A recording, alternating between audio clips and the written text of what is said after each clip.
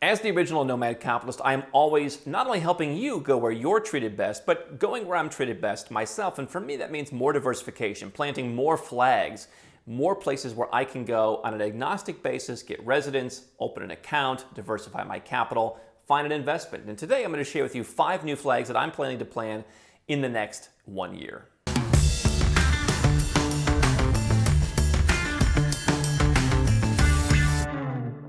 Hi, I'm Andrew Henderson, the author of the book Nomad Capitalist and the founder of Nomad Capitalist, where we do help 7- and 8-figure entrepreneurs and investors legally go where you're treated best. And I'll tell you more at the end of this episode why I'm continually planting flags. There are a couple different reasons for that, so stick around if you want to hear my explanation. But let's just get right into 5 flags that I'm planning to plant over the course of the next year, and things that I'm working on right now. The first thing is one that I talked about at Nomad Capitalist Live. The audience got some insights into what I'm doing personally, and I announced to them I am working on a new tax-free Caribbean citizenship. Now, someone with my profile who has lived all around the world, has residence permits in different jurisdictions, citizenships in different places of the world, it's a little bit more difficult for me to go out and obtain citizenship by investment, especially in a more strict program like the Caribbean. There's so many documents to gather. Fortunately, I have our team to help me and numerous power of attorneys in place, and they know what to do for me because it is a pain to collect documents. But for me, a tax-free Caribbean citizenship works for a couple of reasons. Number one, we've seen in this last year or so, with all the chaos going on in the world, that even though countries theoretically have visa-free access to another country, they may not actually have that in practice. And so we talked about how there were 5 Caribbean citizenship programs. Theoretically, all of them can go visa-free to South Korea. However, in the current conditions, only one could. And so I think having more passports in the same region is valuable, even though there's a certain amount of overlap. I think that it offers potentially different travel privileges. It offers you different places to live, even though you have the OECS. It allows a certain freedom of movement throughout these different Caribbean countries. I think, in chaotic times, having more opportunities is a good thing. And am I saying that you need to collect, 2 or 3 or even all 5 of the different Caribbean citizenships? No, but I do think that having a place where you can go that's your country, that's not reliant on residence or unlimited stay visa or freedom of movement or whatever like that, is not a bad thing to have. And so I'm looking at to create as many redundancies as possible. The other thing is, certainly, you have different countries, especially smaller countries, where the government is open. I obtained St. Lucia citizenship because of a certain set of circumstances in my life at the time, being single, it being more affordable, the countries were all similar. St. Lucia has been a little bit of a laggard in terms of adding visa-free travel. I think that in a certain extent they've done a very good job running the program, but they are, for example, the only country in the Caribbean that can't go to Russia. So not really a huge issue, but I think that it's worth diversifying. And again, as these governments potentially are willing to work with you if you wanted to ever go and live there and do business, I think having more places to call home is not a bad idea. So is that something that everyone should do? Not necessarily, but I do think it's a great way to create redundancies, since that's why I'm working on that and giving myself access to more tax-free places. I also think more tax-free places in your repertoire, whether it's residences, citizenships, or businesses, is a good thing as we move towards global tax harmonization, which I've talked about elsewhere. The second thing I'm working on is agriculture land in South America. Now, I own land in a couple different countries. I haven't done as much with it as I could, partially because it is part of a backup plan. What I am working on is a larger tract of land where I can go and I can really live in these chaotic times or future chaotic times and just be away from it all. And so that's a part of a personal, conversation.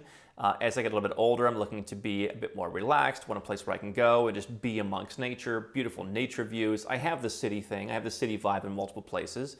I'm working on, the beach vibe. But I think that the farm vibe, where you could be productive, you could grow your own foods, you could potentially help people out around you, or maybe you bring people that you know down to live with you, create a community of friends and family. Something where, you could help. And for me, as someone who loves animals, it's a great opportunity to bring animals, potentially, create a community for that as well. But I think it's also a great way to diversify. Number one, a lot of Latin American countries, if you buy even a little amount of property, you can get a residence permit. Now, that may not lead to citizenship if you're never going to live there, and I'm not decided how much time I would want to spend in this particular country. I'm looking at a couple, such as Ecuador. But I think having a large tract of land gives you the self-sufficiency, gives you residence, gives you options, And I think we've talked about more uncorrelated countries like an Ecuador, like a Bolivia, Paraguay could potentially fit into that, where you can have potentially a good tax environment. You can be far away from it all. I think there's a lot of opportunities having this kind of land, and so it's a flag that I plan to plant. What I also plan to do in that region is establish more residence permits. I think that if you have income or if you have wealth, it's a good idea to potentially go and establish more residences that you can just keep in your back pocket. Those may never lead to citizenship. A lot of the Latin American countries have imposed certain physical presence requirements to become a citizen, so it's not going to work as a paper residence, as we say, to where you just spend one day a year in the country and start the clock. But I think having a residence permit in and of itself, we've shown in the last year and change, is valuable in the sense of you're at a higher level than a tourist. And so if you look at Latin America, some countries, all you have to do is show, hey, I have money in the bank. Hey, I make $800 a month or $1,200 a month or $2,000 a month. And you can keep that residence just by doing that, or maybe you put $5,000 or $10,000 in the bank. Paraguay is known for their program with a minimal bank deposit. Panama was, that went away. My philosophy is this: programs are going to be more expensive. Panama's program went up in price. Malaysia's MM2H program we talked about recently is going to go up in price. That's the way these programs go. The only program in Latin America that potentially is going to come down in price is Costa Rica's investment option. And quite frankly, I don't see too many people using that option as their method of qualifying in the first place. So I think setting up residence permits in Latin America is a place that I haven't done as much, and I'm going through some of those countries and augmenting my portfolio there. I enjoy spending time in Colombia part of the year, and it's a nice base to jump off and get some more residence permits. Number 4 thing that I'm planting is not a specific flag, but simply building out a better home infrastructure. And so, one thing that I've talked about is I've done the nomad routine. I've stayed in hotels. I've dragged the suitcase behind me for years. I've had one base and traveled from there. What I've discovered is, number 1, eventually you stay in hotels and Airbnbs and vacation rentals long enough, you get sick of them and you see a lot of the dark side of that. I don't mean to be dramatic, but when you spend 250 nights a year staying in a Marriott hotel and they can't bring a teapot to your room at the Ritz-Carlton, it starts to get frustrating in a way that really hard to understand unless it happens to you 250 days a year. When you stay in enough vacation rentals and they argue with you why the hot water shouldn't be included, that gets frustrating. So what I've had is I've built a portfolio of homes around the world. And what I'm now doing is going home and saying, all right, where am I going to be in the future? In Tbilisi, in Istanbul, and here in Montenegro and in Kotor Bay, acquiring, renovating, and or building larger properties that give me more flexibility.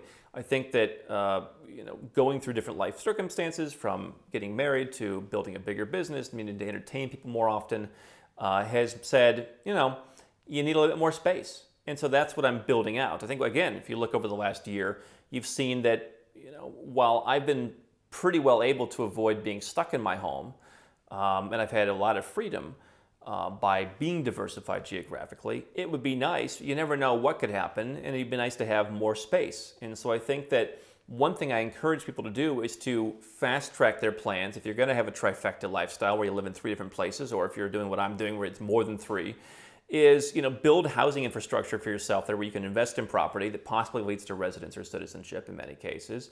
It gives you a reason to open bank accounts there and pay bills, to have cash on hand in different jurisdictions. And so I think that for me, planting the flag of a little bit larger spaces to have more room to work, comfortably work, have business meetings, what have you. I was just doing this in elsewhere in Europe recently, where have a beautiful space now to have 2, 3, 4 people come over and just get a lot of work done. So I think building up bigger properties, also potentially on the land, could be a good deal. But building bigger spaces, I think, is going to be a great thing going forward. And I'm constantly talking to people who they like the idea of owning homes in a trifecta, for example, but it's something they kind of put on the back burner. I don't want you to rush into buying properties, but I think when you feel comfortable in the places where you're at, you want to buy something that's long term. And I think that's probably, if I go back 5 years ago, I wish I would have bought something a little bit bigger, or I bought in the wrong location. I think there's lessons that I've learned over the years that we talk about, to where you buy the right property, and so I'm going a little bit bigger. The 5th thing that I'm doing is we are expanding the business, and one thing I'm taking advantage of is we're looking at different markets for hiring and for placing parts of our company where there might be different opportunities. So that can not only be diversifying the workforce as we expand the workforce here, is that we expand into different markets. We are hiring people in more places. We've talked about the UAE, for example, as a hub. and we're moving a good chunk of our hub there and actually putting people physically there at a high, basically the sea level. And so that leads to residence, for example, and that's a good tax-free base to keep in your back pocket, or to actually move in. I've had a couple of people who were living in Hong Kong before who have now moved to Dubai as an alternative where things are very open right now. But I think you can also look at, hey, if you hire 10 people, for example, in Bulgaria, you can get on track towards citizenship relatively quickly if you then double it up later. Other countries have similar provisions. Portugal's golden visa allows that. There are other countries where if you hire a couple people, that could lead to residence or even citizenship in some cases. I mean, Turkey 50. Other countries have programs. So, for us, it's not only planting the flag of doing business in different markets, which I think is valuable going forward to not be reliant on just one part of the world, but also the benefits of that could be residence, citizenship, just general diversification, asset protection, et cetera. So we are expanding our business and extent, hiring and setting up more companies in different places that all work legally together. So those are 5 flags that I'm planting. What do you think about them? Leave a comment below. Now, why do I keep doing all this? Number one, it keeps me sharp. I want to experience what it's like. I see a lot of people out there who they don't eat their own dog food. And for me, it's very important to stay up to date with what's happening, to stay up to date and feel the bureaucracy, feel what it's like to be going through the citizenship process or the residence process. It's a lot of work. Unfortunately, I've got a great person at my own company who helps me the same way they help the rest of the people we work with to keep things organized and to push me and to remind me and to order documents for me and what have you. But I think it's important to keep doing this stuff. And I think ultimately, once you get into this stuff, some people just set up one thing, they get their Plan B passport, and then they go back to life. But I think, we live in very chaotic times. And I think that, for me as a city guy, for example, diversifying into some agricultural land, building property. Again, I have some agricultural land. I've bought land over the course of years in different places, but buying something where I would want to live, where I can see the value in building a great home and potentially home for people I know, building something, actual farm operation potentially. I see that as kind of a nice diversification point. And so I think that constantly diversifying against all the new threats, all the new potential threats coming up, giving yourself more options. By the way, as someone who likes living in cities, I think that as life progresses, you realize that maybe that's not all you want, and you want to have the option to go to different places. And so it's partially lifestyle, it's partially gearing myself up to be more productive in business, and it's partially wanting to know what's going on to give you guys the best information. So that's really why I keep doing that, and those are 5 flags that I'm working on in the coming year. So people ask, Andrew, how do I get the most out of Nomad Capitalist? How do I begin my Nomad Capitalist journey? The first thing people do is they start right where you're at. They watch YouTube, they listen to podcasts, they read articles at nomadcapitalist.com. We've spent years creating thousands of pieces of free content so that you can get the vibe from someone who's actually done this, from someone who's actually been in your shoes. What they'll do next, they'll get a copy of the book. You can find it on Amazon. It costs a few bucks, and while it's not going to give you all the secrets, it's going to, again, give you more of the vibe. You're going to learn a lot of the things that I've learned. You're going to learn some strategies you can employ, and you're going to get a lot further in your journey. From there, if you are the 7 or 8 figure entrepreneur investor, you can go to nomadcapitalist.com. You can click Become a Client. We're pretty busy these days, but we have availability to help a limited number of people who want to create a holistic plan, something that I think is so important. So if you want to do that, go to nomadcapitalist.com, click Become a Client, learn more about how it works and how we can help you.